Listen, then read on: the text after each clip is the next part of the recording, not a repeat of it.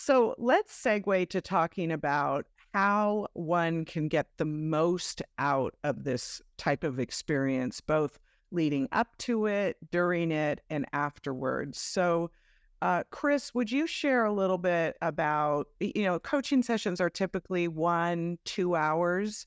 How do you prepare for that to ensure, as a coachee, to make sure you truly get the most out of the experience? Say it out loud before you come to coaching. And we say that often. Uh, but once people get it, you want to get it out loud.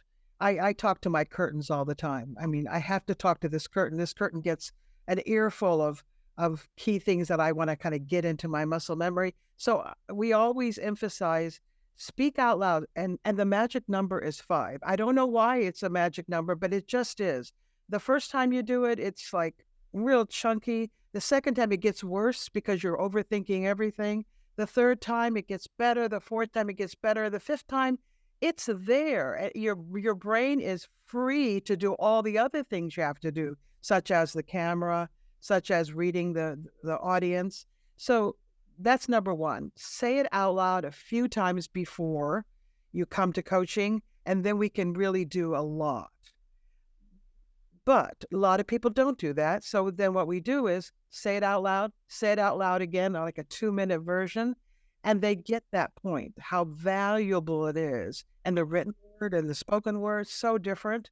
So that is a key point that people get that they can continue to do. Not everything, but the key messages or the key explanation part. Say it out loud 5 times, let it be yours, and that frees your mind up. The second thing is in the coaching session, and people are usually very open because it's one-on-one, and they say all sorts of things of, I get nervous or I get this or, but I like to start out with an inventory because I think, what do you do well? What do you know you do well? What are your solid strengths? What do people tell you, in your career?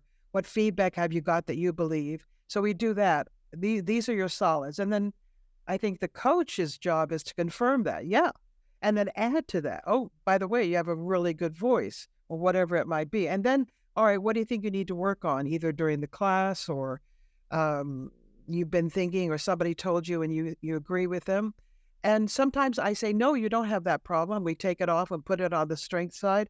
But then I get a full picture and so do they. And then with that, we identify their style.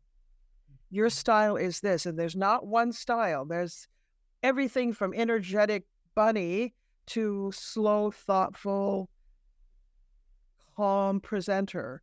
So, and everything in between. So I think that inventory is a really important thing for the coachee to understand, and then to understand their natural style and then augment it.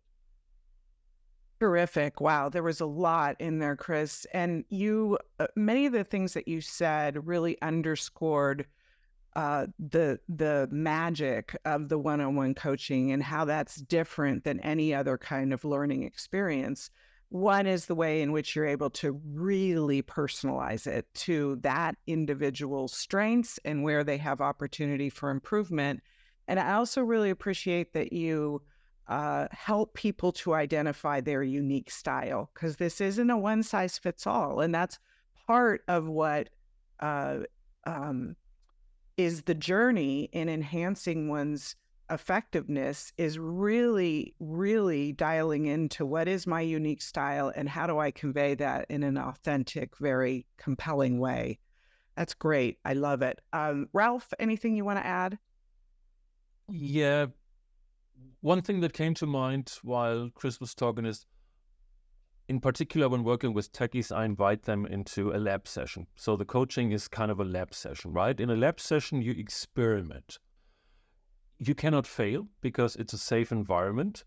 And usually, and people get that, you learn most in a lab if things go wrong. If everything goes according to plan, that's fine. I proved that everything is fine and I can read manuals and type it into it. That wasn't the idea.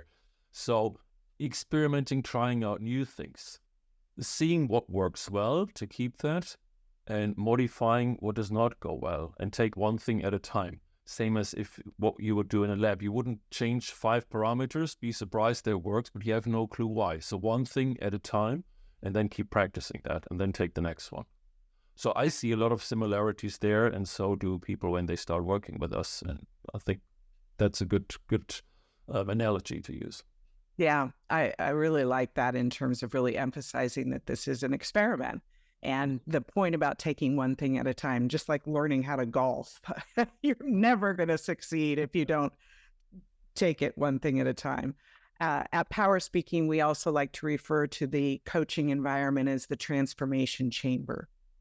How inspirational is that?